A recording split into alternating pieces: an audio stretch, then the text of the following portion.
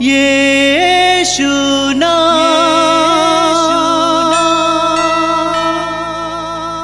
यीशु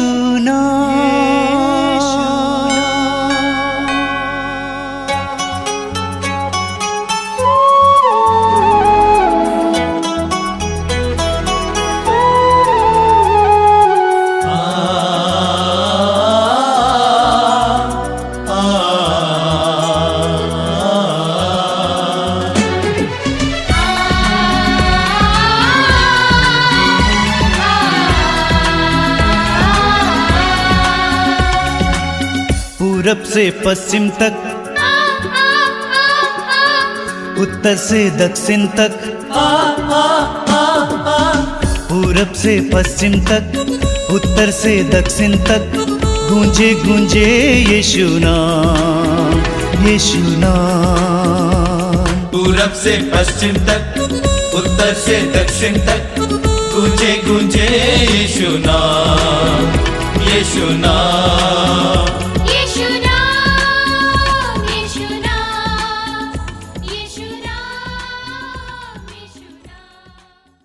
मेरे प्रिय भाई और बहनों, आप सभी का मैं इस मातृधाम सत्संग में हार्दिक स्वागत करता हूं। आप सभी जानते हैं कि ये मातृधाम सत्संग आपके लिए और हम सबके लिए कृपा का माध्यम है। मैं आपसे अनुरोध करूंगा कि पूरे हृदय से, पूरे मन से इस सत्संग में भाग लेंगे। कुछ समय प्रभु के लिए निकालिए। प्रभु ने अपने पवित्र वचन में कहा है, जिस नाप से तुम नापोगे उसी नाप से तुम्हारे लिए नापा जाएगा। इसलिए प्रभु के लिए समय निकालेंगे, ये जानबूझकर निकालेंगे। कई लोग कहते हैं कि हमारे पास समय की कमी है, समय निकालिए। प्रभु आपके जीवन में बहुत सारी आशीषें देना चाहते हैं। अनुग्रह के सिंहासन के पास आइए, आइए बोलिए hallelujah, hallelujah, hallelujah, hallelujah, hallelujah, hallelujah. हम लोग इस सत्संग को शुरू करते हैं प्रभु की स्तुति के द्वारा, क्योंकि प्रभु की स्तुति में बहुत बड़ी शक्ति है। मैं जानता हूं कि आप में से कई लोग विभिन्न प्रकार की समस्याओं के कारण, पीड़ाओं के कारण बहुत ज्यादा चिंतित हैं, दुखी हैं, उदास हैं, कभी कभी आंसू भी बहाते हैं। सुसमाचार में हम पढ़ते हैं, प्रभु यीशु ने उस विधवा से जिसका एकमात्र बेटा मर गया था, प्रभु ने कहा रोना नहीं। और मैं आपसे कहना चाहता हूं, रोना नहीं। अपने आंसुओं को प्रभु की स्तुति में परिवर्तित कीजिए। अपने आंसुओं को प्रभु की स्तुति में परिवर्तित कीजिए। आपके जीवन में जब आंसू बहाने का समय आता है, निराशा आती है, उदासी आती है, उस समय ज्यादा प्रभु की स्तुति की जरूरत होती है। बोलिए hallelujah, hallelujah, hallelujah, hallelujah, hallelujah. और जब आपके जीवन में उदासी का समय होता है, निराशा आती है, दुख आ जाता है, विपत्तियां आ जाती हैं, प्रभु की स्तुति करना शुरू कीजिए। प्रभु की स्तुति करना शुरू कीजिए। बहुत सारे भाई बहन मेरे पास आते हैं अपनी दुख दर्द लेकर। मैं उनसे कहता हूं, स्तुति करते हुए घर वापस जाओ, प्रभु की स्तुति करना सीखो, अपने आंसुओं को स्तुति में परिवर्तित करना सीखो। आपके जीवन में प्रभु की कृपाएं बरसेंगी, बड़े बड़े चमत्कार दिखाई देंगे। बोलिए hallelujah, hallelujah, hallelujah, hallelujah, hallelujah. हे प्रेमी पिता, हे प्रेमी पिता, हम तुझे धन्यवाद देते हैं आज के सुंदर दिन के लिए, इस पवित्र समय के लिए, इस पवित्र समय के लिए। हे दयालु पिता, हे दयालु पिता, पवित्र आत्मा की उपस्थिति के लिए, हम तुझे धन्यवाद देते हैं। पवित्र आत्मा के द्वारा, प्रज्ञा देने के लिए, ज्ञान देने के लिए, विश्वास का वरदान देने के लिए हम तुझे धन्यवाद देते हैं। पवित्र आत्मा को भेजकर हमारे होंठों को शुद्ध कीजिए, जिससे हमारी होंठ तेरी स्तुति कर सके।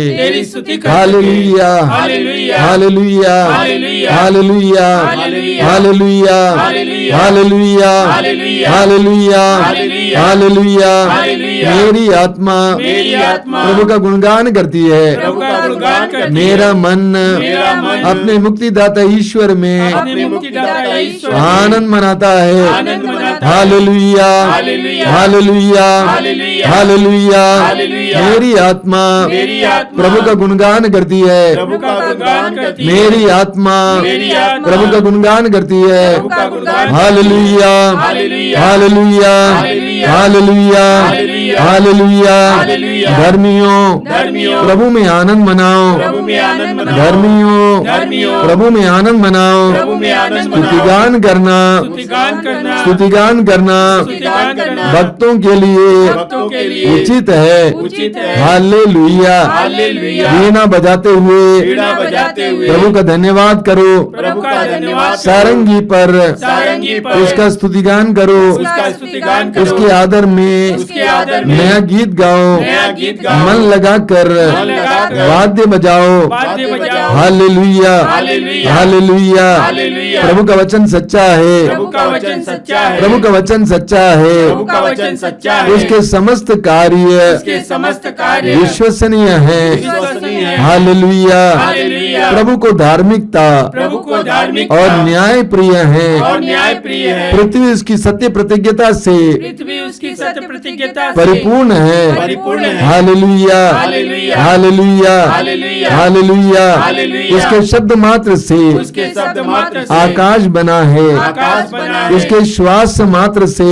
उसके श्वास मात्र से समस्त तारागण समस्त तारागण व समुद्र का जल वह समुद्र का जल बांध से घेरता बांध से घेरता और महासागर को और महासागर को भंडारों में एकत्र करता है। भंडारों में एकत्र करता है। हालेलुया। हालेलुया। समस्त पृथ्वी समस्त पृथ्वी प्रभु का आदर करे। प्रभु का आदर उसके करे। सभी निवासी उसके सभी निवासी उस पर श्रद्धा रखें। उस पर श्रद्धा रखें। Hallelujah, hallelujah. Hallelujah, hallelujah. Hallelujah. Hallelujah. प्रभु की स्तुति हो, प्रभु की प्रभु की आराधना हो, प्रभु की आराधना प्रभु की महिमा हो, प्रभु की महिमा प्रभु की हो, प्रशंसा हो। प्रभु की प्रशंसा। Hallelujah, hallelujah. Hallelujah, hallelujah. Hallelujah, hallelujah, hallelujah, hallelujah, hallelujah, hallelujah, hallelujah, hallelujah, hallelujah. स्तुति आराधना, स्तुति आराधना, स्तुति आराधना, स्तुति आराधना, आराधना, स्तुति आराधना, स्तुति आराधना, स्तुति आराधना, स्तुति। Hallelujah, hallelujah, hallelujah, hallelujah, hallelujah, hallelujah.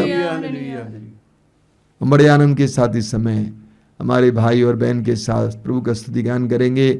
सभी से अनुरोध करूंगा, तालियां बजाते हुए अपना मुख खोलकर इस गीत को गाएंगे, प्रभु की स्तुति करेंगे।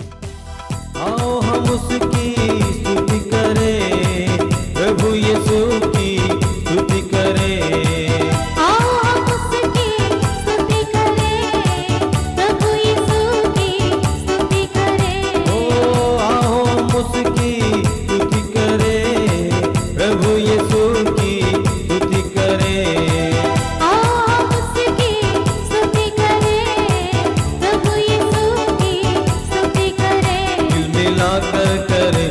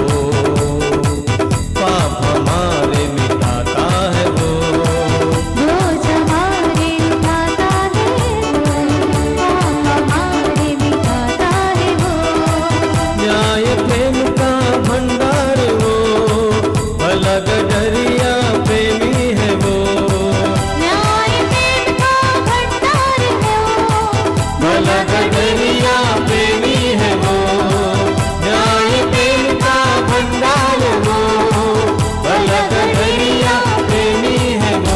दिल मिलाकर करे, सुर मिलाकर करे, उसकी जय जयकार, दिल मिलाकर करे, सुर मिलाकर करे, उसकी जय जयकार। हाथ बोले आले आले hallelujah, hallelujah hallelujah, hallelujah hallelujah,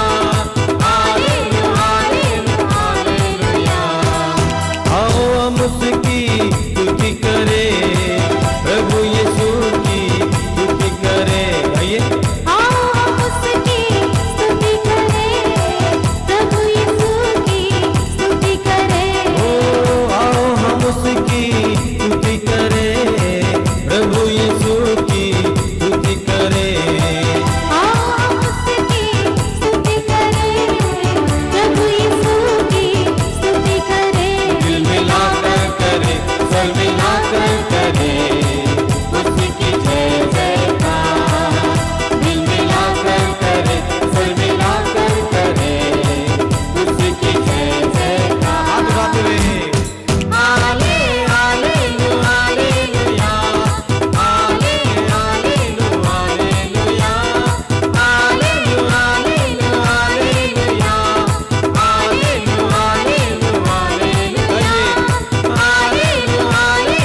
hallelujah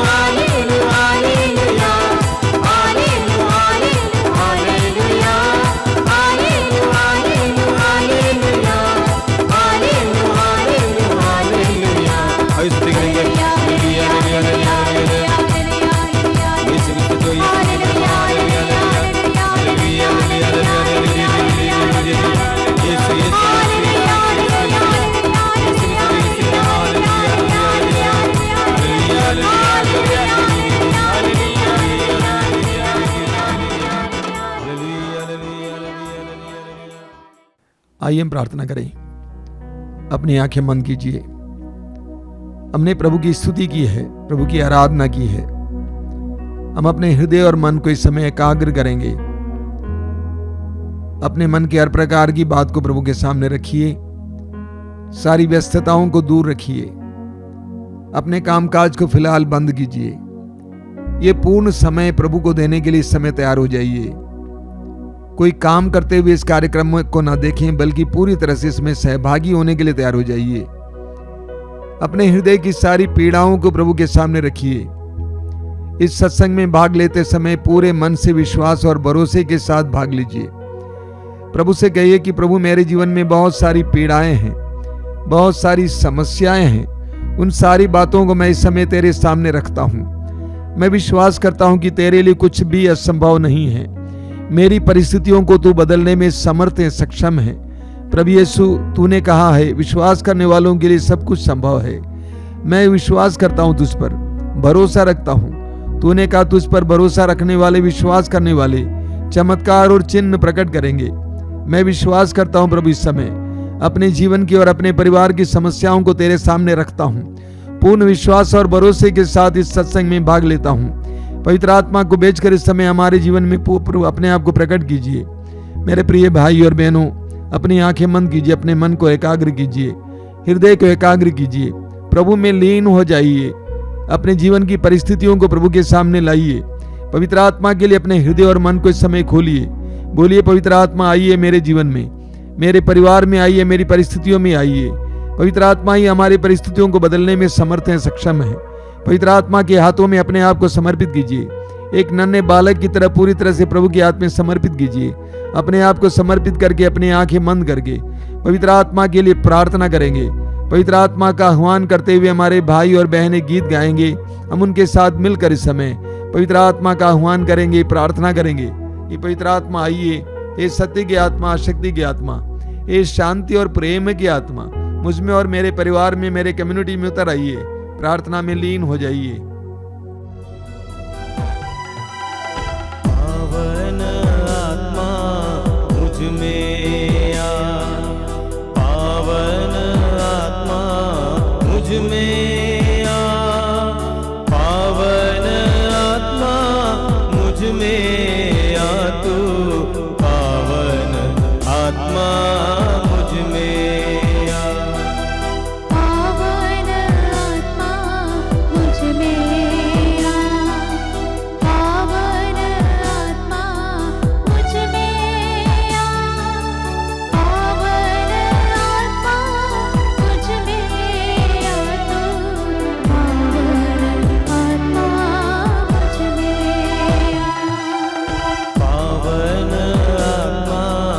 मुझ में आ। पावन आत्मा मुझ में आ, पावन आत्मा मुझ में आ, पावन आत्मा मुझ में आ, तू पावन आत्मा मुझ में आ। पावन आत्मा मुझ में आ, पावन आत्मा मुझ में आ, पावन आत्मा मुझ में आ, तू पावन आत्मा मुझ में आ। जाना नहीं पावन आत्मा तू मेरा मीत है, छोड़ो नहीं पावन आत्मा, पापी मुझ में रहना सदा। जाना नहीं पावन आत्मा तू मेरा मीत है, छोड़ो नहीं पावन आत्मा, पापी मुझ में रहना सदा। पावन आत्मा शक्ति दे दो, पावन आत्मा शक्ति दे दो, पावन आत्मा शक्ति दे दो, पावन आत्मा शक्ति दे दो।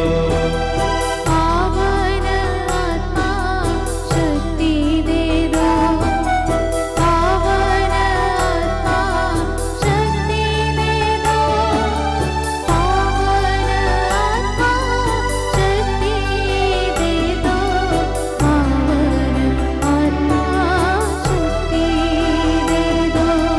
पावन आत्मा शांति दे दो, पावन आत्मा शांति दे दो, पावन आत्मा शांति दे दो, पावन आत्मा शांति दे दो।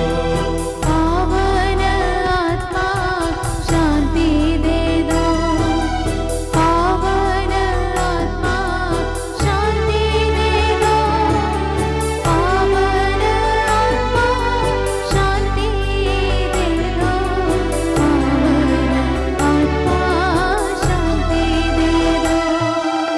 पावन आत्मा मुझ में आ, पावन आत्मा मुझ में आ, पावन आत्मा मुझ में आ, तू पावन आत्मा मुझ में आ। पावन आत्मा मुझ में आ, पावन आत्मा मुझ में आ, पावन आत्मा मुझ में आ, तू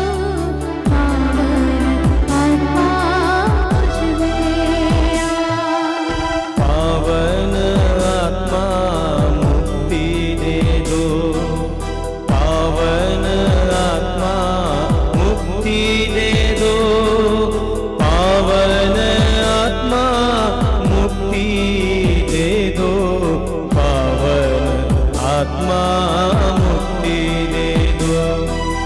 पावन आत्मा मुक्ति दे दो। पावन आत्मा मुक्ति दे दो। पावन आत्मा मुक्ति दे दो। पावन आत्मा मुक्ति दे दो। जाना नहीं पावन आत्मा तू मेरा मीत है। छोड़ो नहीं पावन आत्मा पापी मुझ में रहना सदा। जाना नहीं पावन आत्मा तू मेरा मीत है। छोड़ो नहीं पावन आत्मा पापी मुझ में रहना सदा। पापी मुझ में रहना सदा। पापी मुझ में रहना सदा। पापी मुझ में रहना सदा।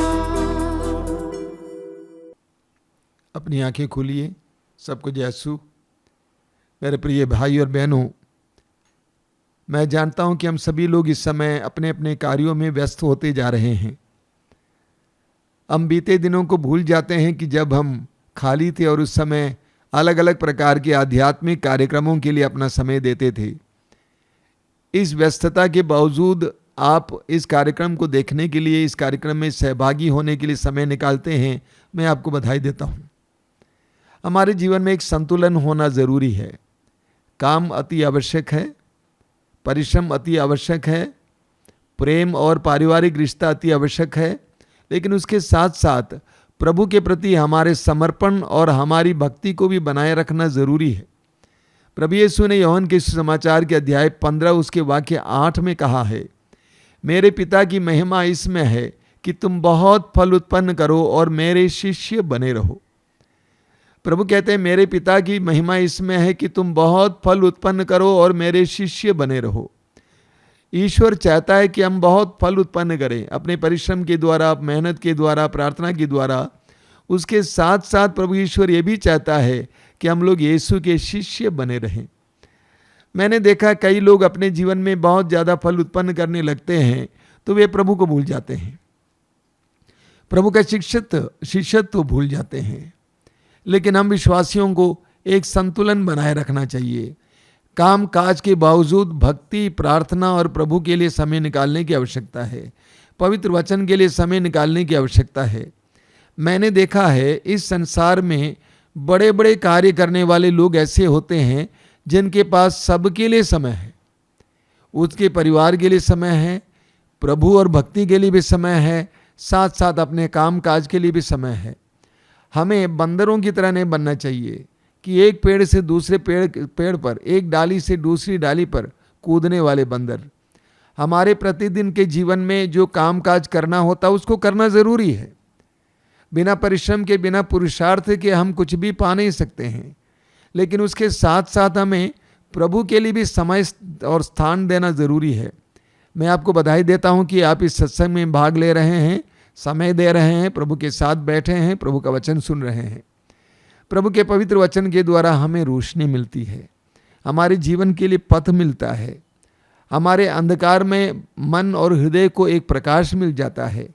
पवित्र वचन के द्वारा प्रभु हमें स्पर्श करते हैं, हमें चंगा करते हैं। इसलिए प्रभु के पवित्र वचन को सुनने के लिए हमें अपने कानों को खोलना चाहिए, समय देना चाहिए। बार बार मैंने उदाहरण दिया है लूकास अध्याय 5 का। पेतरुस ने प्रभु यीशु को वचन सुनाने के लिए अपनी नाव दी। रात भर परिश्रम करने पर भी पेतरुस और उनके साथियों ने एक भी मछली नहीं पकड़ पाए। लेकिन प्रभु के लिए अपनी नाव देने के बाद प्रभु ने प्रतिफल के रूप में एक बहुत बड़ा चमत्कार वहाँ पे किया। क्या चमत्कार है? ढेर सारी मछलियाँ। यही हमारी भी स्थिति है। जब हम प्रभु के लिए समय निकालते हैं, प्रभु का वचन सुनने के लिए अपने कान देते हैं, तो प्रभु हमारे जीवन में भी ढेर सारे चमत्कार दिखाएंगे। मैं आपका स्वागत करता हूं आज के सत्संग में। प्रभु आपको आशीष दें, प्रभु आपको हर प्रकार के अनुग्रह से भर दें। मेरे प्रिय भाई और बहनों, संत पौलुस अपने पत्रों में विश्वासियों को, मसीहियों को संत कहते हैं। मसीहियों को और विश्वासियों को संबोधित करते हुए पौलुस कहते हैं संत, आप संत हैं। हर विश्वासी और हर मसीही संत बनने के लिए बुलाया गया है। एक दूसरे के लिए अनुकरणीय जीवन जीने के लिए बुलाया गया है। एक विश्वासी का जीवन, एक मसीही के जीवन अनुकरणीय होना चाहिए। एक दूसरे के लिए अच्छा उदाहरण बनने के लिए बुलाया गया है। हमें मकाबियों के दूसरे ग्रंथ के अध्याय 6 में एक 90 साल के बुजुर्ग के बारे में पढ़ने को मिलता है। उनका नाम था एलियाजर। 90 साल की उम्र में आगामी पीढ़ियों को अच्छा उदाहरण देने के लिए उन्होंने मौत को स्वीकार किया। बहुत सुंदर कहानी है, मैं आपको पढ़ के सुनाऊंगा, पूरा पढ़ के सुनाऊंगा, कृपया ध्यान देकर सुनेंगे। वचन में लिखा हुआ है, मकाबियों का दूसरा ग्रंथ उसके अध्याय 6 वाक्य 18 से, एलियाजर मुख्य शास्त्रियों में एक था। वह बहुत बूढ़ा हो चला था और उसकी आकृति भव्य तथा प्रभावशाली था। वह अपना मुंह खोलने और सुअर का मांस खाने के लिए बाध्य किया जा रहा था, किंतु उसने कलंकित जीवन की अपेक्षा गौरवपूर्ण मृत्यु को चुना। देखिए, ये उस समय की बात है जब यहूदी लोग यूनानी शासकों के अधीन थे। यूनानी शासकों ने यहूदियों पर घोर अत्याचार किया, उनको अपने धार्मिक नियमों को छोड़ने के लिए बाध्य किया, उनको ईश्वर के द्वारा दिए गए नियमों को छोड़ने के लिए बाध्य किया, और यहूदियों के लिए सुअर का मांस खाना मना था, अपराध था। लेकिन यूनानी शासकों ने उनको सुअर का मांस खाने के लिए बाध्य किया, और जो ऐसा मांस नहीं खाते थे उनको मार डाला गया। वचन में हम पढ़ते हैं, वह सुअर का मांस उगलकर स्वेच्छा से उस स्थान की ओर बढ़ा जहां कोड़े लगाए जाते थे। ऐसा उन लोगों को करना चाहिए जिन्हें जीवन का मोह छोड़कर वर्जित भोजन स्वीकार करने का साहस है। एलियाजर ने क्या किया, आगे लिखा हुआ है, उस अवैध भोजन का प्रबंध करने वाले एलियाजर के पुराने परिचित थे। उन्होंने उसे अलग ले जाकर उससे अनुरोध किया कि वह ऐसा मांस मंगवाकर खाए जो वर्जित ना हो और जिसे उसने स्वयं पकाया हो, और राजा के आदेश का अनुसार बलि का मांस खाने का स्वांग मात्र करें, अभिनय करें। इस प्रकार वह मृत्यु से बच सकेगा और पुरानी मित्रता के कारण उसके साथ अच्छा व्यवहार किया जाएगा। जब एलियाजर को बताया जा रहा था कि आपको सुअर का मांस खाना है, एलियाजर ने उसका तिरस्कार किया, तो उसके मित्र ने कहा कि आप अपनी इच्छा के अनुसार जो मांस खाना चाहें खाएं, लेकिन ये अभिनय करें कि मैं सुअर का मांस खा रहा हूँ। इस प्रकार वो मृत्यु के से बच सकेगा और पुरानी मित्रता के कारण उसके साथ अच्छा व्यवहार किया जाएगा। किंतु उसने एक उत्तम निश्चय किया। क्या निश्चय किया? जो उसकी उम्र, उसकी वृद्धावस्था की मर्यादा, उसके सफ़ेद बालों, बचपन से उसके निर्दोष आचरण और विशेषकर ईश्वर द्वारा प्रदत्त पवित्र नियमों के अनुकूल था। उसने उत्तर दिया, मुझे तुरंत अधोलोक पहुंचा दो। मेरी अवस्था में इस प्रकार का स्वांग अनुचित है, इस प्रकार का अभिनय अनुचित है। कहीं ऐसा ना हो कि बहुत से युवक ये समझें कि एलियाजर ने 90 वर्ष की उम्र में विदेशियों की रीति रिवाज अपनाए हैं। मेरे जीवन का बहुत कम समय रह गया है। यदि मैं उसे बचाने के लिए इस प्रकार का स्वांग करता तो वे शायद मेरे कारण भटक जाते और मेरी वृद्धावस्था पर दोष और कलंक लग जाता। यदि मैं इस प्रकार अभी मनुष्यों के दंड से बच जाता तो भी, चाहे जीवित रहूं अथवा मर जाऊं, मैं सर्वशक्तिमान के हाथ से नहीं छूट पाता।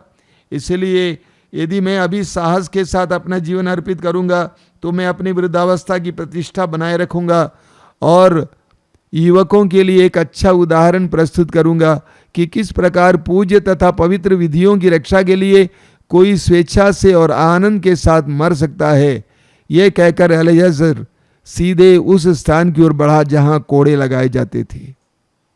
देखिए, एलेजर के मित्र ने कहा कि आप अपनी इच्छा के अनुसार कोई मांस पकाकर खा लीजिए, लेकिन राजा के नियम का पालन करने का स्वांग रचिए, यानी अभिनय कीजिए। एलियाजर ने कहा कि मैं दूसरों के लिए, विशेष करके आगामी पीढ़ी के लिए, एक बुरा उदाहरण बनना नहीं चाहता। वे गलत समझेंगे, वे सोचेंगे कि इस वृद्धावस्था में मैंने अपनी जान बचाने के लिए ईश्वर के नियम का उल्लंघन किया है, मैं ऐसा नहीं करूंगा। कितना जबरदस्त उदाहरण है। हमें लूकस के सुसमाचार के अध्याय 17 उसके वाक्य 1 से 3 में प्रभु का वचन सुनने को मिलता है। वहां पे क्या लिखा हुआ है? यीशु ने अपने शिष्यों से कहा, प्रलोभन अनिवार्य है, किंतु धिक्कार उस मनुष्य को जो प्रलोभन का कारण बनता है। ध्यान से सुनिए, प्रभु यीशु कहते हैं प्रलोभन अनिवार्य है, किंतु धिक्कार उस मनुष्य को जो प्रलोभन का कारण बनता है। उन नन्हों में से एक के लिए भी पाप का कारण बनने की अपेक्षा उस मनुष्य के लिए अच्छा यही होता तो उसके गले में चक्की का पाट बांधा जाता और वह समुद्र में फेंक दिया जाता। प्रभु यीशु कहते हैं किसी को भी दूसरों के लिए बुरा उदाहरण नहीं बनना चाहिए। बुरा उदाहरण बनने से बेहतर है आत्महत्या करना। बुरा उदाहरण बनने से बेहतर है मर जाना। दूसरों के पतन का कारण बनने से बेहतर है मर जाना। एक समय था जब हमारे समाज में बुरे लोगों, चोरों, बेईमानों को अंगुलियों में गिन सकते थे, उंगलियों में गिन सकते थे।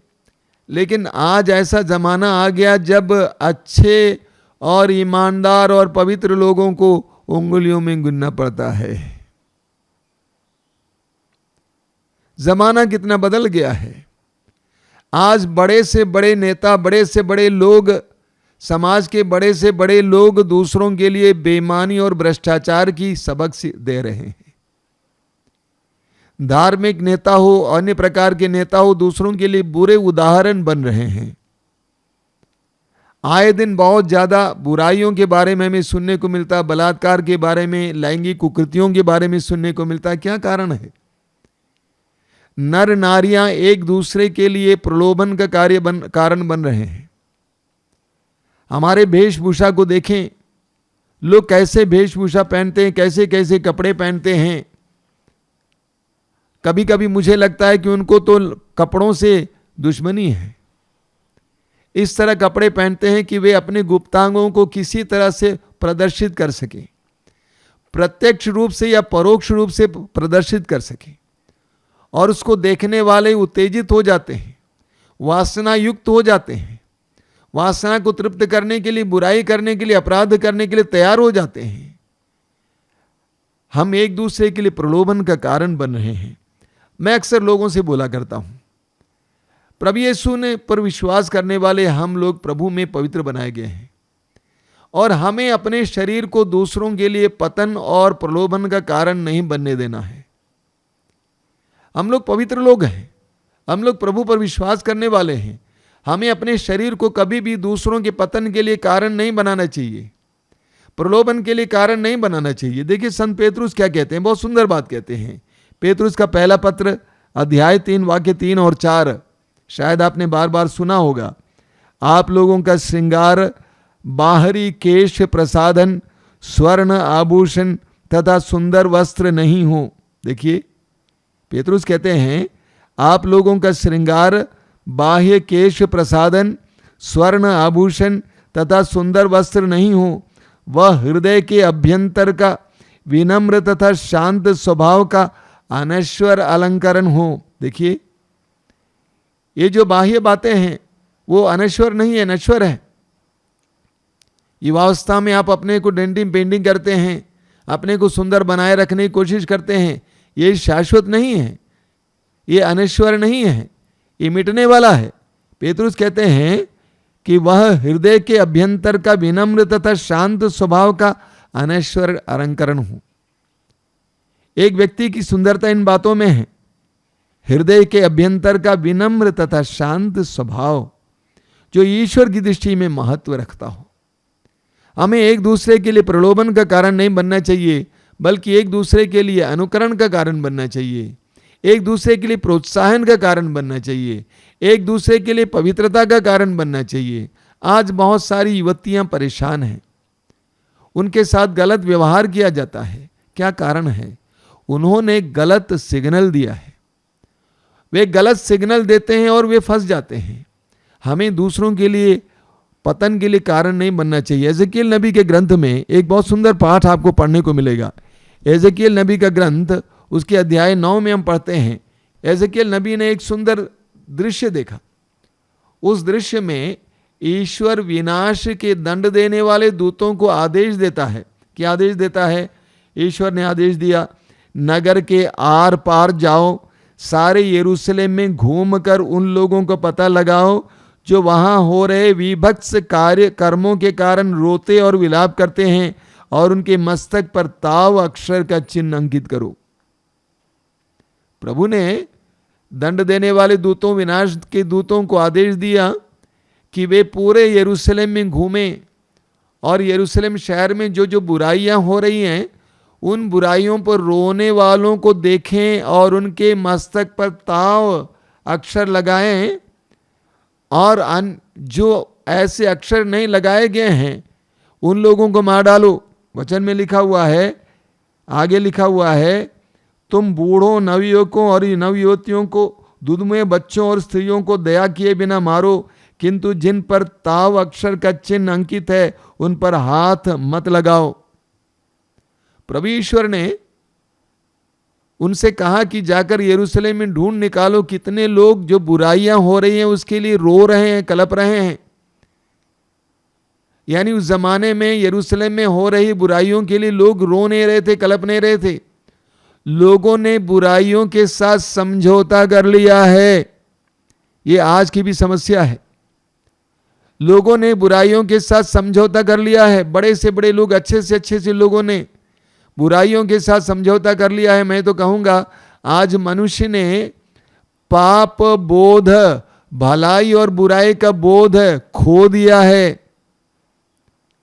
कुछ साल पहले एक जवान युवती आई थी, पढ़ी लिखी है, प्रोफेशनल है, एक बहुत बड़ी समस्या लेकर आई थी। करीब 32 साल की उम्र की थी उस समय। उसने कहा कि मेरे अंदर लैंगिक समस्या है, कोई बुरी आदत आ गई।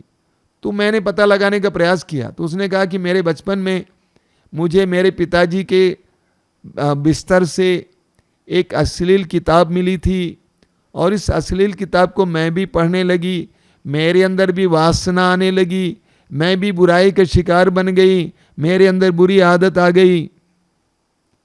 आज सर्वत्र लोग बुराई से मेल मिलाप किए हुए हैं, बुराई को अपना चुके हैं, बुराई से समझौता कर लिए हैं।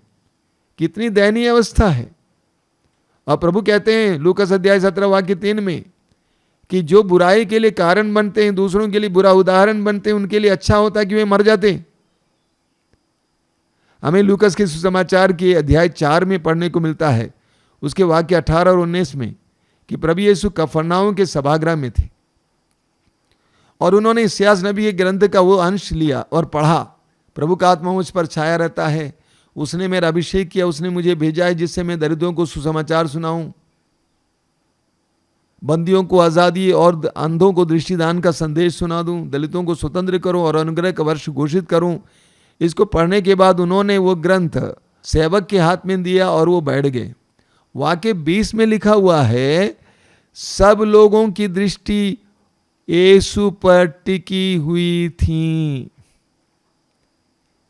सब लोगों की दृष्टि यीशु पर टिकी हुई थी।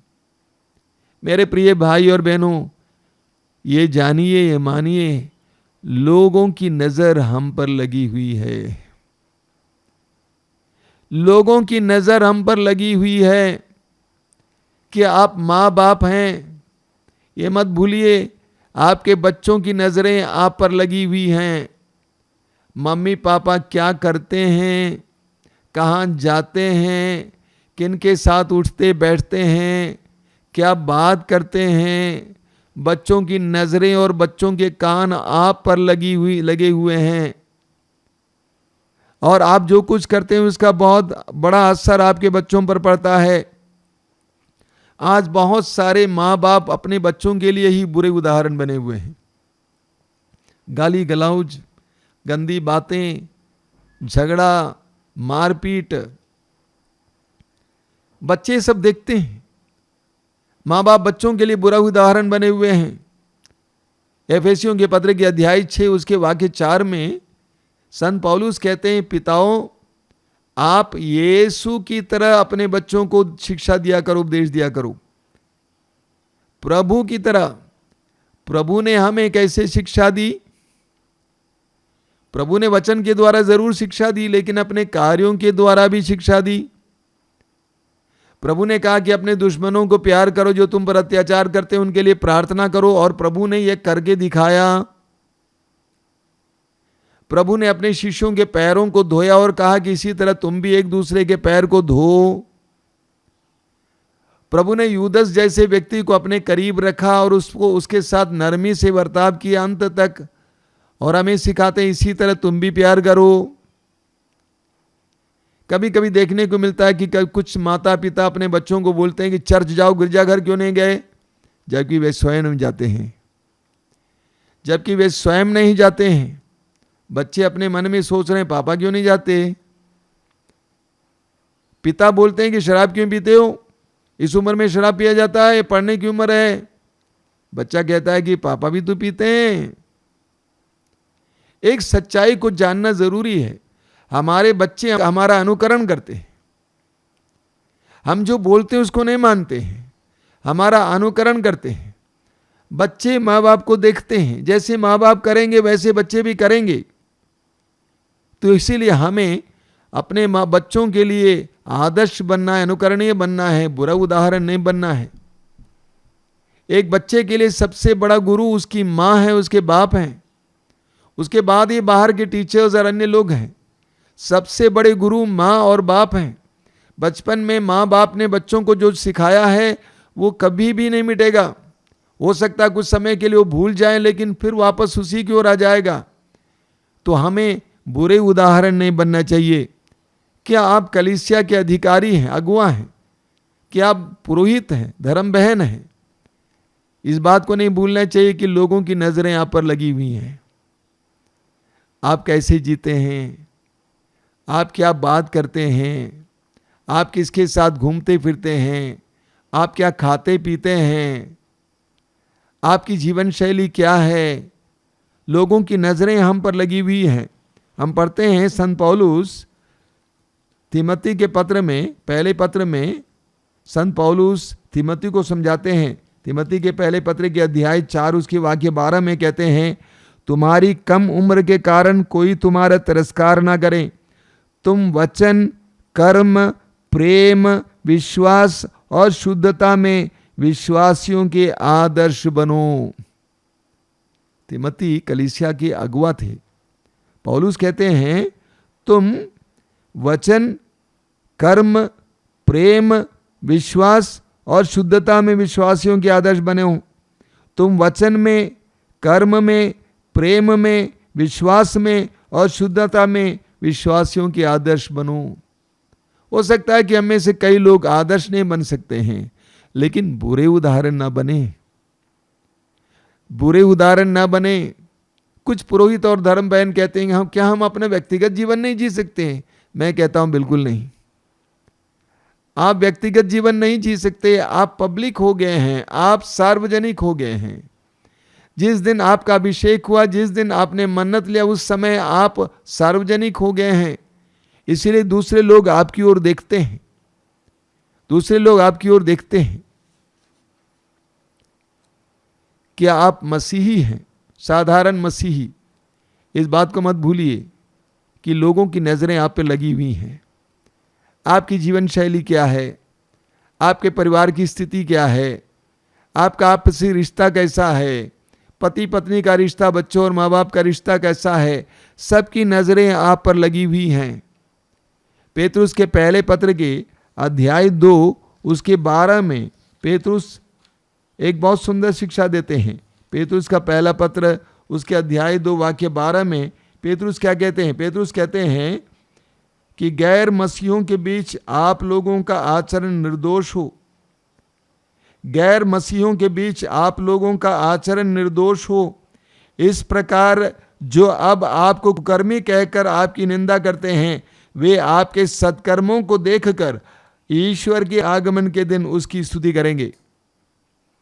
शुरू में कई विश्वासियों को लोग गलत समझते हैं, लेकिन पेतरुस कहते हैं कि आपका जीवन आदर्शमय हो, आपका आचरण आदर्शमय हो, कि वे जो आपको कुकर्मी समझते थे धीरे धीरे आपको देखकर परिवर्तित हो जाएं और वे भी ईश्वर की स्तुति करने लगेंगे। उनके जीवन में भी ईश्वर की महिमा प्रकट होने लगेगी। फिलिपियों के पत्र के अध्याय 2 वाक्य 15 बहुत सुंदर पत्र है। फिलिपियों का पत्र अध्याय 2 वाक्य 15 में संत पौलुस हमें याद दिलाते हैं कि हमें किस तरह से इस संसार में रहना चाहिए। फिलिपियों का पत्र अध्याय 2 वाक्य 15, वहाँ पे पौलुस कहते हैं, जिससे आप निष्कपट और निर्दोष बने रहें और इस कुटिल एवं पथभ्रष्ट पीढ़ी में ईश्वर की सच्ची संतान बनकर आकाश के तारों की तरह चमके। देखिए कितनी सुंदर बात है। पौलुस कहते हैं आप निष्कपट और निर्दोष बने रहें। आपका हृदय मन आपका जीवन निष्कपट और निर्दोष हो, और इस कुटिल एवं पथभ्रष्ट पीढ़ी में, आज का जमाना कैसा आप जानते हैं, परिस्थिति कितने विकट हम जानते हैं, कितनी बुराई से भरा हुआ है हम जानते हैं, कितनी बेईमानी और भ्रष्टाचार से भरा हुआ हम जानते हैं।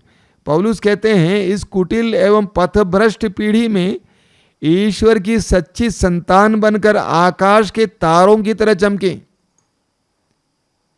देखिए, आपने कमल का फूल देखा है, जानते हैं कमल की जड़ कहां है? कीचड़ में है। कमल की जड़ कीचड़ में है, लेकिन वह पानी के ऊपर उठकर एक सुंदर फूल की तरह चमकता है। पौलुस कहते हैं यह जमाना अंधकार में है, जमाना अंधकार में है, बुराई से लिप्त है, लेकिन इस जमाने में आप आकाश के तारों की तरह चमकेंगे। हर विश्वासी को प्रभु ने इसके लिए बुलाया है। आज बहुत सारे मसीही भाई बहन कलीसिया को छोड़ के चले जाते हैं क्योंकि कलीसिया के लोगों से उनको चोट लगी है। कलीसिया को छोड़ के जाते हैं क्योंकि कलीसिया के कई भाई बहन या पुरोहित या धर्म बहन से उनको चोट लगी है। आज कई विश्वासी जो नए नए विश्वासी हैं प्रभु में आ जाते हैं, कलीसिया में आ जाते हैं, छोड़ कर चले जाते हैं क्योंकि वे देखते हैं कि लोगों का जीवन और शिक्षा दोनों में मेल नहीं है। लोग सुंदर सुंदर शिक्षा देते हैं लेकिन उनका जीवन उसके अनुसार नहीं है। प्रभु यीशु के उस महान उदाहरण को देखकर बहुत सारे लोग कलीसियाओं में आ जाते हैं, लेकिन आने के बाद उनको दिखाई देता है यहां पे तो कोई यीशु दिखाई नहीं दे रहा है, यहां पर तो किसी का व्यवहार यीशु के व्यवहार की तरह नहीं है। उनको सिर्फ बुरा उदाहरण ही मिल जाता है। इसीलिए बहुत सारे मसीही कलीसिया छोड़ के जाते हैं, बहुत सारे विश्वासी कलीसियाओं को छोड़ के जाते हैं। संत पौलुस कोरिन्थियों के पत्र के अध्याय 8 उसके 9 और 10 में कहते हैं, पहला कोरिन्थी अध्याय 8 वाक्य 9 और 10, वहाँ पे पौलुस कहते हैं इसका ध्यान रखें कि आपकी स्वतंत्रता दुर्बल लोगों के लिए पाप का कारण ना बने। आप आज़ाद हैं, आप आज़ाद जीवन जी रहे हैं, लेकिन इस बात का ख्याल करना कि आपकी स्वतंत्रता दुर्बल लोगों के पाप का कारण ना बने। मान ले कि आपको ज्ञान प्राप्त हो और आप किसी देव मंदिर में भोजन करने जाएं, यदि ऐसा कोई व्यक्ति आपको ये करते देख ले जिसका अंतःकरण दुर्बल है, तो क्या उसे देवताओं को अर्पित मांस खाने के लिए प्रोत्साहन नहीं मिलेगा? संत पौलुस देवताओं के लिए अर्पित मांस खाने के विषय में बोल रहे हैं। वहाँ पे बता रहे हैं कि आपको दूसरों के लिए बुरा उदाहरण नहीं बनना चाहिए। आगे देखिए वाक्य 13 में लिखा हुआ है, इसलिए यदि मेरा भोजन मेरे भाई के लिए पाप का कारण बनता है तो मैं फिर कभी मांस नहीं खाऊंगा। कहीं ऐसा ना हो कि मैं अपने भाई के लिए पाप का कारण बन जाऊं। ये भोजन के मामले में बता रहे हैं, हर मामले में यही बात है। मेरी जीवन शैली, मेरा खान पान, मेरी बातचीत, मेरा जो वेशभूषा अगर दूसरों के लिए पाप का कारण बने, पतन का कारण बने, बुरा उदाहरण बने, पौलुस कहते हैं कि उसको छोड़ना आवश्यक है। ठीक इसके उल्टे पौलुस कहते हैं कुरिन्थियों के दूसरे पत्र के अध्याय 2 वाक्य 15 में, कुरिन्थियों के दूसरे पत्र उसके अध्याय 2 वाक्य 15 में संत पौलुस क्या कहते हैं? पौलुस स्पष्ट शब्दों में कहते हैं कि हम लोग मसीह की सुगंध हैं। देखिए क्या लिखा हुआ है, क्योंकि लोग चाहे मुक्ति प्राप्त करें या विनष्ट हो जाएं, हम उनके बीच ईश्वर के लिए मसीह की सुगंध हैं। हम गैर विश्वासियों के बीच मसीह की सुगंध हैं। हर विश्वासी को, हर मसीही को गैर विश्वासियों के बीच में मसीह की सुगंध बननी चाहिए। आज कितने ही विश्वासी और मसीही लोगों के बीच में दुर्गंध बने हुए हैं। हमारा काम है मसीह की सुगंध को फैलाना, न केवल हमारी बोली के द्वारा बल्कि हमारे कर्मों के द्वारा, हमारे जीवन के द्वारा मसीह की सुगंध को फैलाना हर विश्वासी का परम कर्तव्य है। एफेसियों के पत्र के अध्याय 5 वाक्य 8, वहाँ पे संत पौलुस हमें समझाते हैं कि हम लोग अंधकार में नहीं हैं, अभी प्रकाश में हैं। अध्याय 5 वाक्य 8 में लिखा है, आप लोग पहले अंधकार थे, अब प्रभु के शिष्य होने के नाते ज्योति बन गए हैं, इसलिए ज्योति की संतान की तरह आचरण करें। देखिए कितने सुंदर वचन है। पौलुस कहते हैं आप लोग पहले अंधकार थे, अब प्रभु के शिष्य होने के नाते ज्योति बन गए हैं। आप लोग ज्योति बन गए हैं। हर विश्वासी ज्योति बना हुआ है। प्रभु यीशु ने अपने शिष्यों से कहा, मैं संसार की ज्योति हूं। प्रभु यीशु ने उनसे यह भी कहा, तुम संसार की ज्योति हो, तुम संसार की ज्योति हो।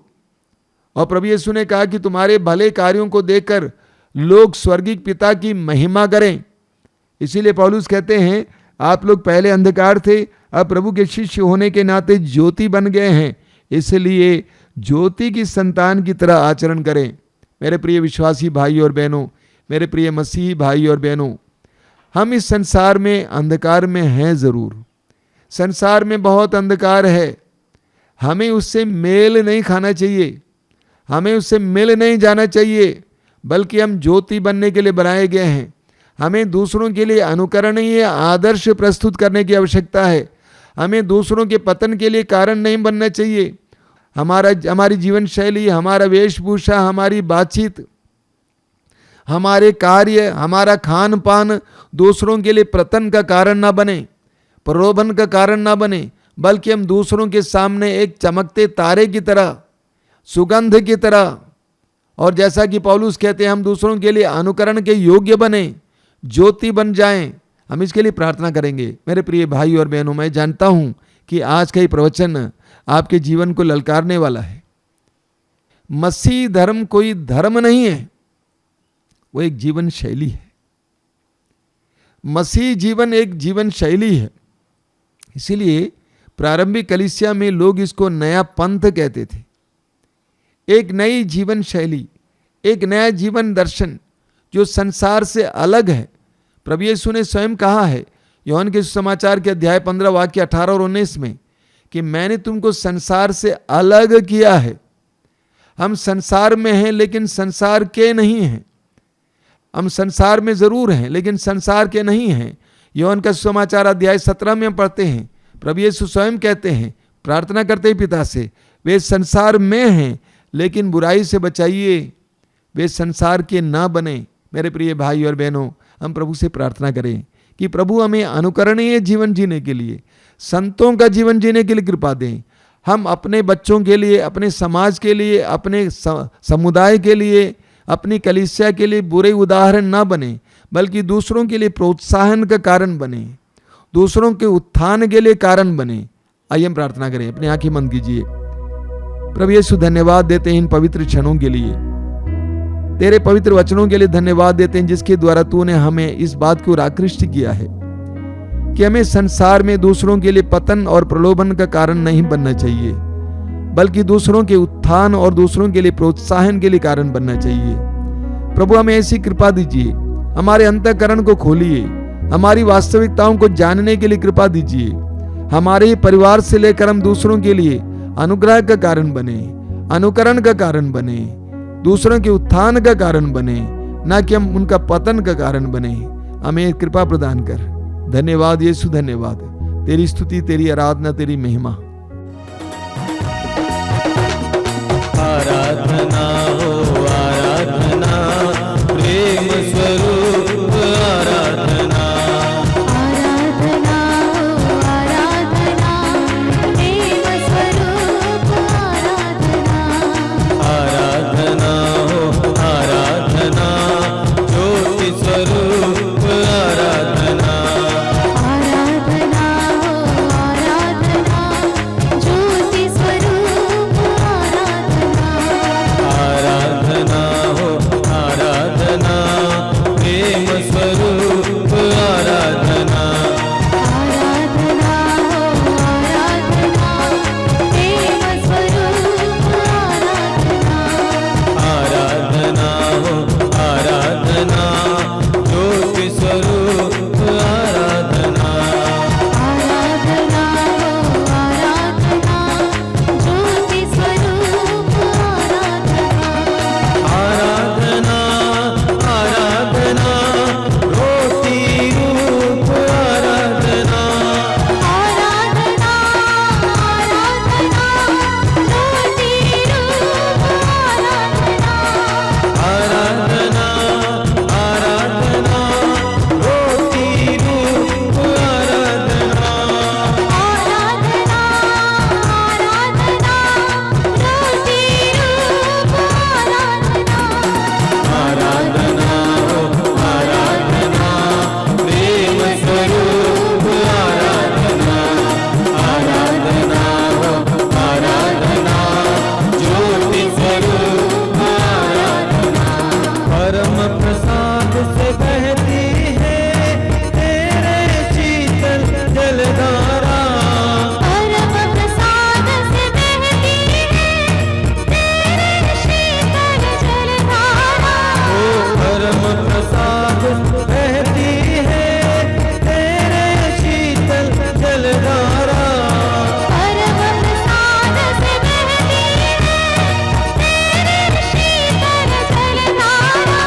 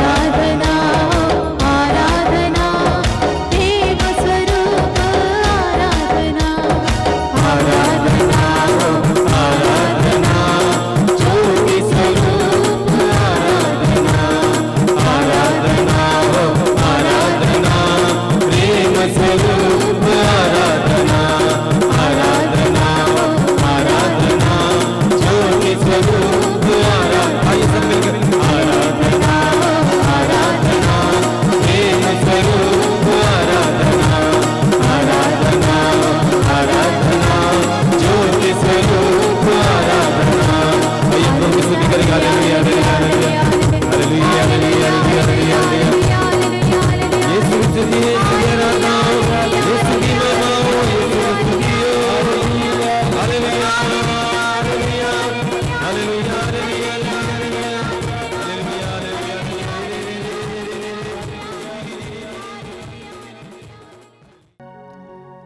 पवित्र परम प्रसाद में उपस्थित प्रभु यीशु की उपस्थिति महसूस करें। उस महान प्रभु के सामने अपने आप को पूरी तरह से समर्पित करें। आंखें बंद कीजिए। आप जहां कहीं भी बैठे इस समय प्रभु की उपस्थिति अनुभव करना। आपका ईश्वर, आपका प्रभु, आपको मां के गर्भ में बुनने वाला, आपको मां की गोद से लेकर आज तक संभालने वाला उस महान प्रभु की उपस्थिति अनुभव करना। अपने हृदय को प्रभु की उपस्थिति के लिए खोलना। इस समय बोलना, प्रभु मेरे जीवन में आइए, मेरे जीवन में आइए यीशु, मेरे परिवार में आइए, मेरे हृदय में आइए, मेरे बंधनों को खोलने के लिए, मुझे स्वतंत्र करने के लिए, हर प्रकार के बंधन से मुझे आजाद करने के लिए मेरे जीवन में आइए यीशु, आइए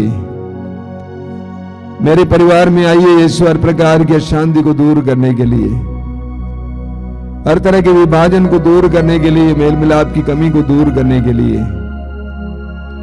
हमारी तंगी और बेरोजगारी को दूर करने के लिए आइए यीशु, आइए।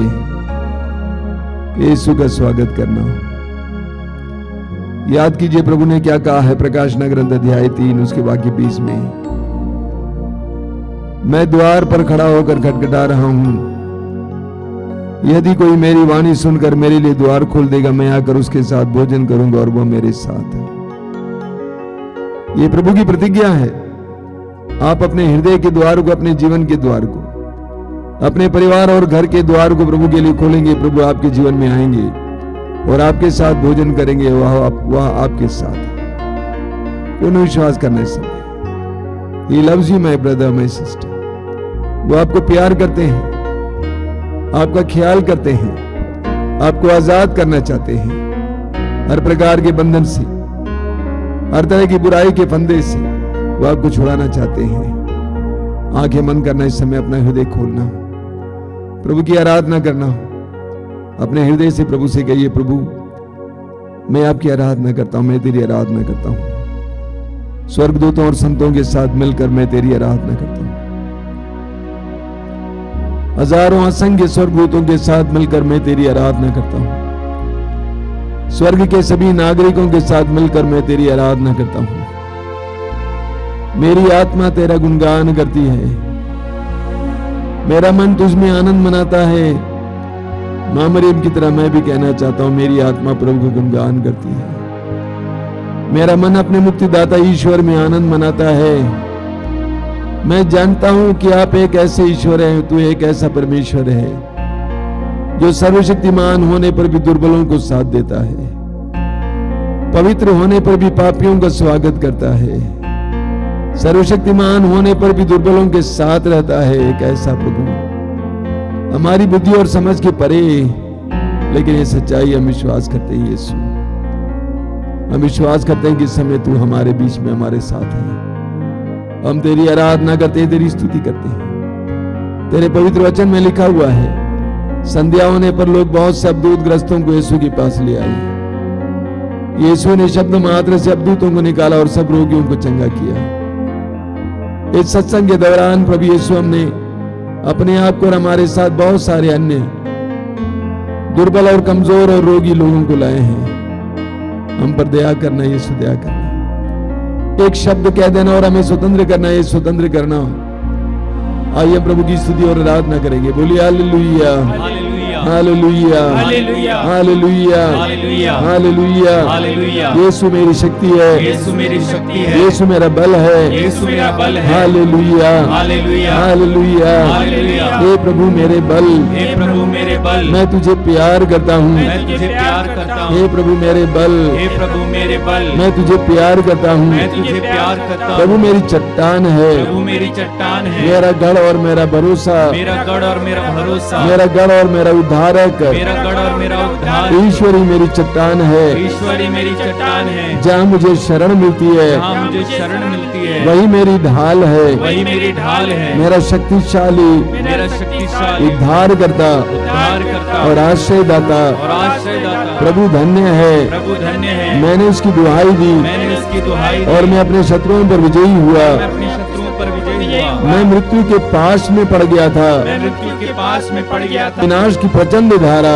विनाश की प्रचंड धारा बह रहा था। बह रहा था, मैं अधोलोक के जाल में मैं अधोलोक के जाल फंस में गया था। फंस गया था। मेरे लिए मेरे लिए मृत्यु का फंदा मृत्यु का फंदा बिछाया गया था। बिछाया गया था। मैंने अपने संकट में मैंने अपने संकट में प्रभु को पुकारा। प्रभु को पुकारा। मैंने अपने संकट में मैंने अपने संकट में प्रभु को पुकारा। प्रभु को पुकारा। मैंने अपने ईश्वर की मैंने अपने ईश्वर की दुहाई दी। दुहाई दी। उसने अपने मंदिर में उसने अपने मंदिर में मेरी वाणी सुनी। मेरी वाणी सुनी। उसने अपने मंदिर में उसने अपने मंदिर में मेरी वाणी सुनी। मेरी वाणी सुनी। मेरी दुहाई मेरी दुहाई उसके कान तक पहुंच गई। कान तक पहुंच गई। Hallelujah, hallelujah, hallelujah, hallelujah, hallelujah, hallelujah, hallelujah, hallelujah, hallelujah, hallelujah, hallelujah, hallelujah, hallelujah. Hallelujah. अपने दोनों हाथ ऊपर उठाइए और उस समय स्वतंत्र होकर प्रभु की स्तुति और आराधना करते जाइए। Hallelujah, hallelujah, hallelujah. मुंह खोलिए, मुंह खोलिए, मुंह खोलिए। Hallelujah, hallelujah, hallelujah, hallelujah, hallelujah, hallelujah, hallelujah. धन्यवाद, धन्यवाद, धन्यवाद, धन्यवाद, धन्यवाद। हालेलुया।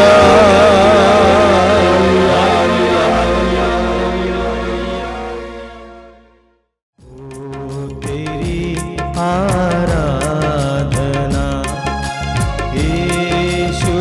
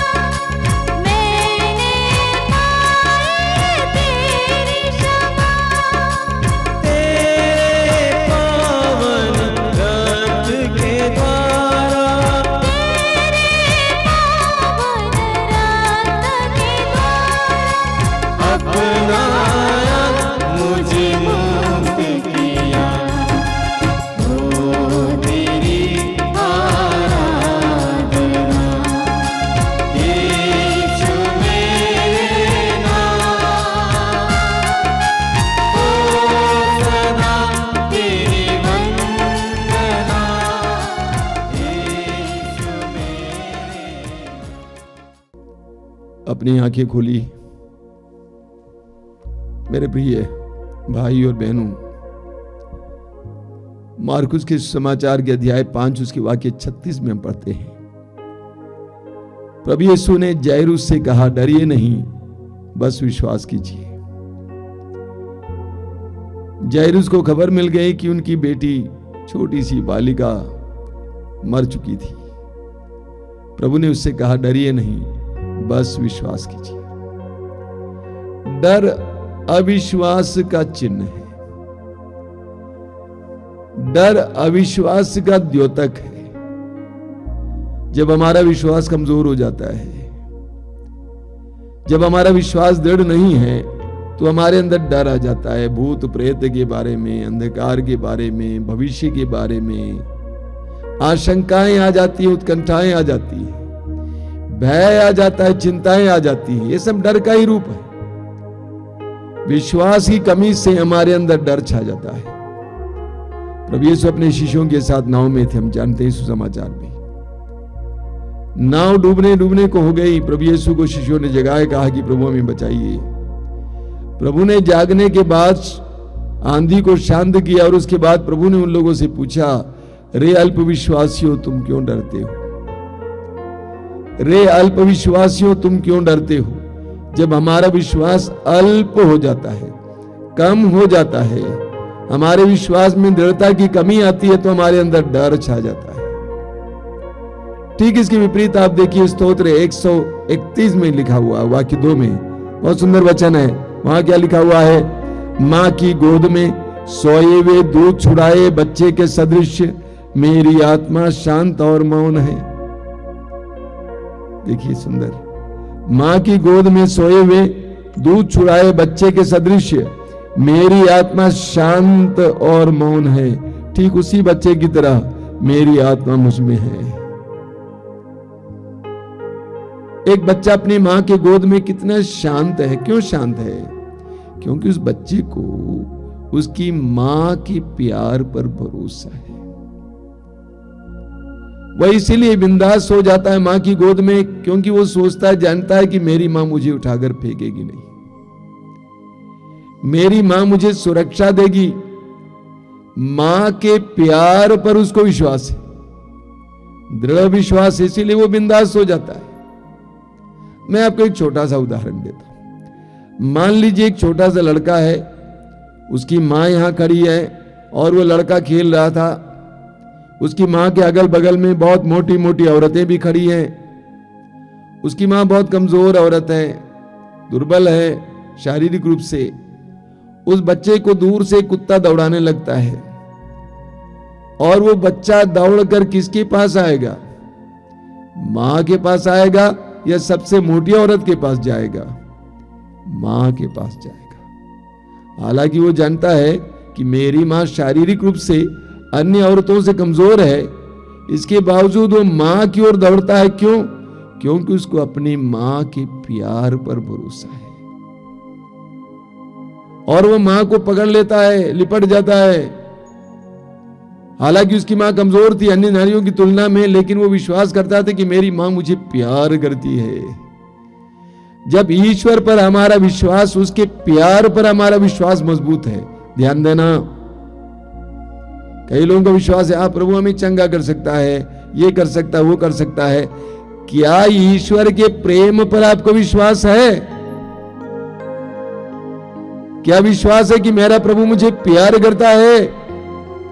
मत्ती अध्याय 7 वाक्य 11 में प्रभु यीशु स्वयं कहते हैं, बुरा होने पर भी तुम अपने बच्चों को सहज ही अच्छी चीजें देते हो, तो तुम्हारा स्वर्गीय पिता मांगने वालों को अच्छी चीजें क्यों नहीं देगा?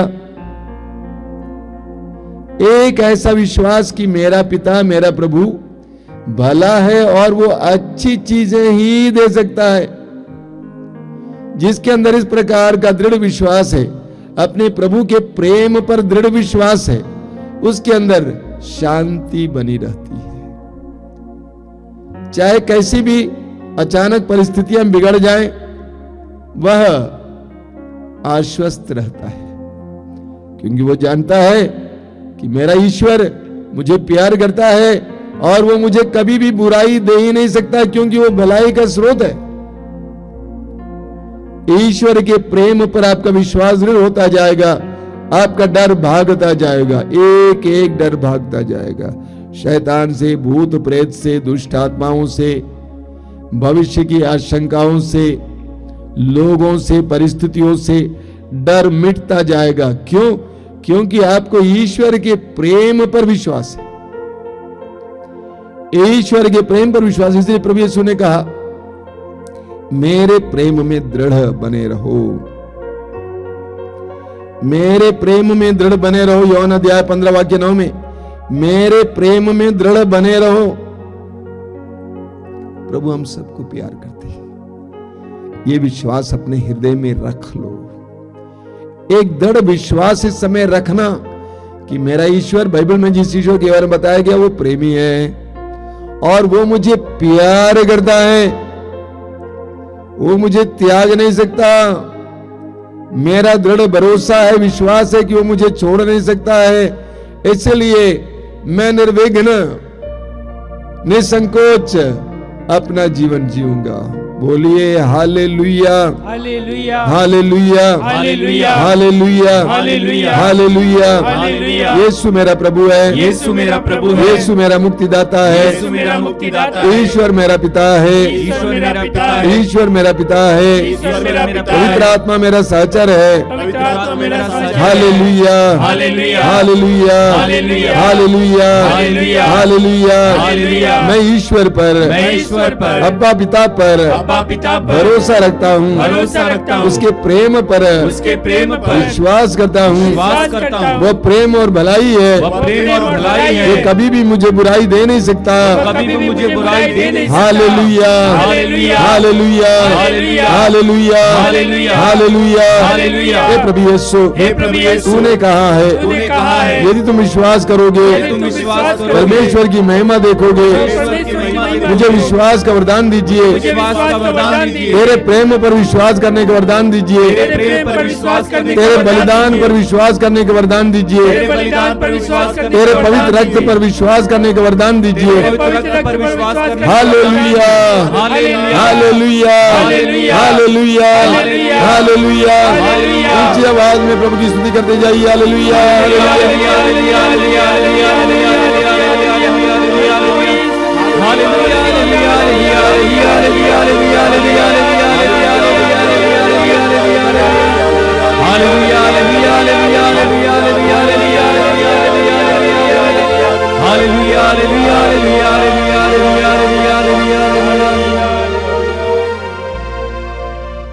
हमारे बीच में जो लोग रोगी हैं उनके लिए समय प्रार्थना हो रही है। शारीरिक रूप से और मानसिक रूप से रोगी, इस समय प्रभु के करीब आना हो, यीशु के वचनों पर विश्वास करना। प्रभु ने कहा निरोगों को, निरोगियों को वैद्य की जरूरत होती है। क्या मतलब इसका? यानी प्रभु यीशु की जरूरत उनको है जो रोगी हैं, यानी प्रभु यीशु रोगियों के लिए आए हैं। सुसमाचारों में हम पढ़ते हैं कि प्रभु यीशु रोगियों को ढूंढते थे। सुसमाचारों में हम पढ़ते हैं कि प्रभु यीशु ने शिष्यों से कहा रोगियों को चंगा करो। रोगियों को चंगा करने के लिए, अबदूतग्रस्तों को छुटकारा देने के लिए प्रभु यीशु अपने शिष्यों को भेजते हैं, शक्ति देकर भेजते हैं। वही प्रभु यीशु इस समय आपके और हमारे बीच में कार्य कर रहे हैं। अपने रोग को यीशु के हाथ में सौंप देना। इस समय ये पवित्र समय है, शक्ति का समय है, सामर्थ्य का समय है, प्रभु के सामर्थ्य के कार्यों का समय है। अपने जीवन के सारे रोगों को यीशु के हाथ में समय समर्पित करना, अपने शरीर के एक एक रोग को प्रभु के हाथ में समर्पित करना। एक एक रोग, सिर संबंधी रोग, फेफड़े संबंधी रोग, हृदय संबंधी रोग, पेट संबंधी रोग, अंदरूनी रोग, हाथ पैर संबंधी रोग, एक एक रोग के समय यीशु के हाथ में समर्पित करना। बाइबल कहती है हमारा प्रभु हमें स्वस्थ करने वाला प्रभु है। हमारा प्रभु हमें स्वस्थ करने वाला प्रभु है, हमारे बंधनों को खोलने वाला प्रभु, बुराई और बुरी आदतों के बंधनों को खोलने वाला प्रभु। उस प्रभु के अधिकार में अपने आप को समर्पित करना। जो नशा खाते पीते हैं, नशे की शिकार, इस समय प्रभु के हाथ में समर्पित करना। प्रभु यीशु को आपको स्वतंत्र करने दीजिए। यह चमत्कार और चिन्ह का समय है, यह सामर्थ्य का समय है। प्रभु अपना सामर्थ्य आपके ऊपर उंडेलने जा रहे हैं। आप अपने हृदय और मन को इस समय तैयार करना, विश्वास को जगाना, विश्वास को जताना, विश्वास को प्रकट करना और मुंह खोल कर प्रभु की स्तुति करते जाना। प्रभु यीशु के हाथ में अपने आप को समर्पित कीजिए, अपने रोगों को समर्पित कीजिए। यीशु के परम पावन नाम पर हर प्रकार के रोग से छुटकारा मिले, उनके पवित्र रक्त का सामर्थ्य प्रकट हो जाए। यीशु के पवित्र रक्त का सामर्थ्य प्रकट हो जाए, यीशु के पवित्र क्रूस का सामर्थ्य प्रकट हो जाए। यीशु का पवित्र आत्मा आपके अंदर प्रवेश करे, इस समय आपके शरीर में कार्य करे। Hallelujah, hallelujah, hallelujah, hallelujah. ऊंची आवाज में स्तुति करते जाएंगे। Hallelujah, hallelujah, hallelujah, hallelujah, hallelujah, hallelujah. धन्यवाद, धन्यवाद, धन्यवाद, धन्यवाद, धन्यवाद। माइटी, माइटी, माइटी हीलिंग यीशु के नाम पर, यीशु के नाम पर, शक्तिशाली यीशु के नाम पर। Mighty healing, mighty healing, mighty healing, mighty healing. Hallelujah, hallelujah. आजादी, आजादी, आजादी, छुटकारा, छुटकारा, छुटकारा, छुटकारा। Hallelujah, hallelujah, hallelujah. धन्यवाद, धन्यवाद, धन्यवाद, धन्यवाद। अभी तुरंत परम प्रसाद की आशीष है, उससे पहले मैं कुछ सूचनाएं देना चाहता हूं। सबसे पहली सूचना यह है कि आपको मालूम है कि मातृधाम रेडियो है जो 24 घंटा आपको विभिन्न प्रकार के आध्यात्मिक कार्यक्रम देंगे, गीत, प्रवचन, साक्ष्य, प्रार्थनाएं। इसको आप प्ले स्टोर से डाउनलोड करेंगे, ऐप वहां पर है, उसको डाउनलोड करेंगे और आप इसको इस्तेमाल करेंगे। अगर कोई खराबी है, समस्या है तो हमें बताएंगे। अगर ऐप से नहीं चलता है तो गूगल से भी चलेगा। मातृधाम रेडियो जरूर सुनेंगे, 24 घंटे अलग अलग प्रकार का कार्यक्रम है, ऑन करके रखिए घर पे। प्रभु को आपके घर को आशीर्वाद देंगे। सुबह 5 बजे रोज की रोटी और दोपहर को 3 बजे करुणा माला, हर मंगलवार को शाम को 5 बजे युवा तरंग, और हर शुक्रवार को पवित्र रक्ताभिषेक प्रार्थना, और हर रविवार को सुबह 5 बजे मिसा बलिदान, और ये 12 बजे मातृधाम सत्संग। भाग लीजिएगा, प्रभु की कृपा प्राप्त कीजिए। आइए हम लोग प्रभु की आशीष पाएंगे।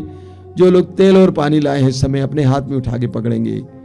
प्रभु से प्रार्थना कीजिए, प्रभु इस तेल को और इस जल को शुद्ध कीजिए, पवित्र कीजिए, इसमें अपनी शक्ति उंडेल दीजिए। आइए हम प्रभु की आशीष ग्रहण करेंगे।